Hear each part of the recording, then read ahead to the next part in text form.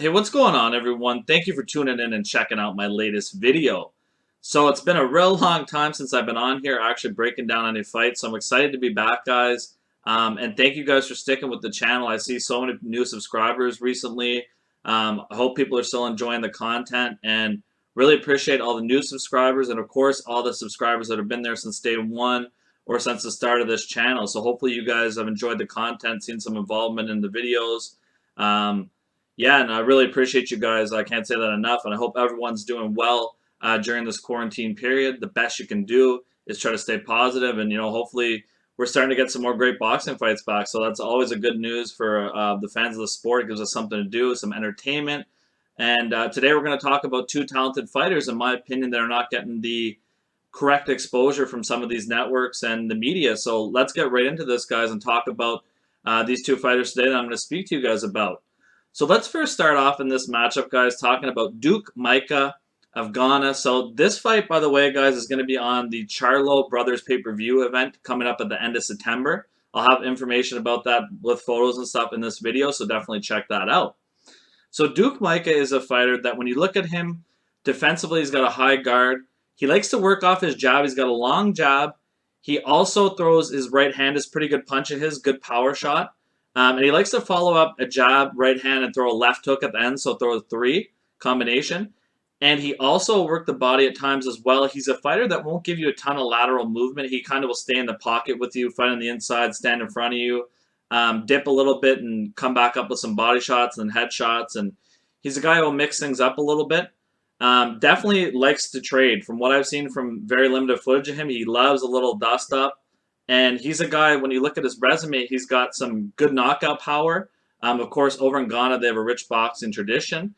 And he's a fighter that, when you look at his resume, you don't see a lot of names. But, of course, over there, there's very talented fighters that are boxing hotbed. They don't produce a ton of fighters, but the fighters they usually produce are good quality. So that's something to note. Also, he fought in the Olympics against Mick Conlan. So that was a good experience for him as well. Obviously, making the Olympics goes to show he's a talented fighter. As well. So these are just some of the things that I see when I look at him. Now, what's important to note, I think, guys, in this fight is when you look at some of the videos of him, people go, he's got no chance against John Riel Casimero from the footage they see, but you have to understand that he is now in New York City training under Andre Rozier, who's definitely going to polish a lot of his skills up, give him some new techniques, teach him a lot of new tricks to his trade. Andre Rozier, extremely respected trainer in the sport of boxing. I think this guy's awesome. You've seen him work in the past with Daniel Jacobs. Curtis Stevens, of course, is another fighter he had.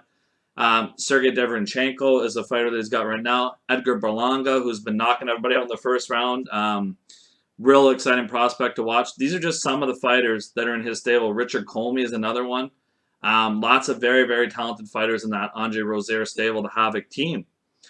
So let's move over now, guys, and talk to John Riel Casimero and what he brings to the table in this fight. When you look at Casimero, of course, he's fighting out of the Philippines, a boxing hotbed, producing some of the best fighters in the world. Tough fighters, all very humble and put on great, exciting fights for the fans.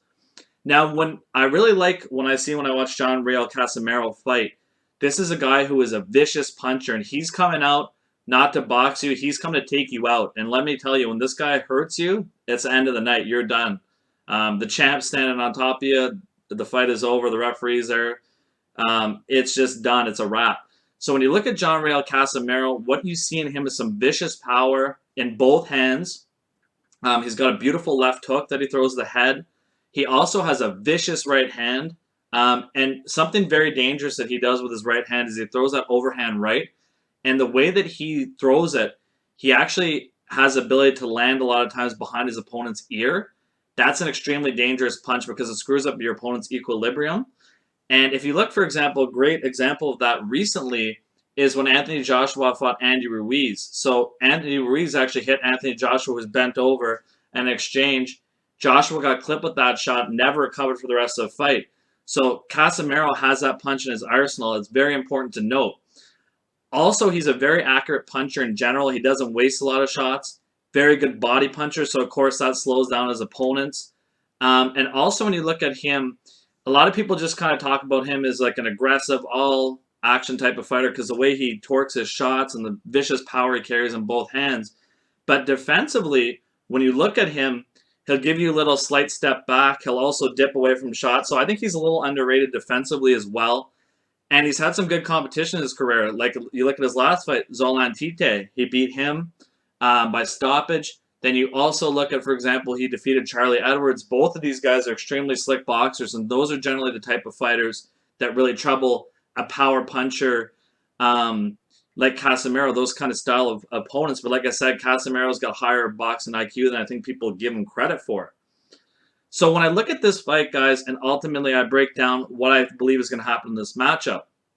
Now, looking at this fight, like I said, with Duke Micah, limited footage, and we don't know what kind of version we're getting from him. So he looks very sharp in the media workouts and everything like that. I would say his best avenue to win this fight is he's got to keep combinations coming, and he's got to be, I would say in my opinion, he's got to get out of the pocket more than he usually does in some of the highlights I've seen in some of his fights. Now, ultimately, though, I think in this matchup, guys, if I'm picking a winner for this fight, I think it will be competitive for a few rounds, but ultimately, I think that John Riel Casimero will end up taking out Duke Micah. I'm going to say stoppage in the 6th or 7th round, in my opinion, just because the way, like I said, about Duke Micah's style is he stays in the pocket, he doesn't give you a lot of lateral movement. He's right there, and that is so dangerous against a guy like Casimero, who has superior power, is a better body puncher, and has fought better opponents in his career, and also has better power in both hands.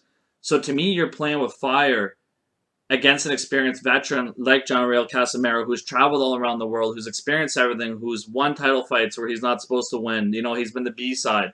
All that kind of experience, I think, is going to really play out for him in this fight. And in my opinion, I'm expecting him to win by stoppage in this matchup. Like I said, though, what makes this fight interesting is that pedigree of Duke Micah coming from Ghana. Also, the unknown with him. What version are we going to get from him, guys? We don't know because we haven't seen a lot of footage recently. So that's what makes this fight dangerous for John Riel Casimero. However, he has the goods. I'm a big fan of his skills. I think he's extremely underrated. And this guy's must watch. Like I showed some of my buddies, they were over watching some fights recently. I showed them his highlights, and they were like, wow, like how do I not know this guy? I said, because he's just a lower weight class guy that I've never talked about by the media. But they were extremely impressed by just the way he fights and his punching power for such a small man. They were so impressed by that. And so that's why you really got to tune in and watch this fight, because it's going to be fireworks. Both of these guys are going to trade. There's going to be some big shots landed. Ultimately, though, I think John Riel Casimero gets a stoppage. I'm going to say in the 6th round officially, guys, my prediction. Going to be a great fight. Definitely tune in. Check this out. Awesome card overall. And it's great to be back talking to you guys about boxing. Thank you very much, guys, for tuning in. Once again, appreciate it. Thank you.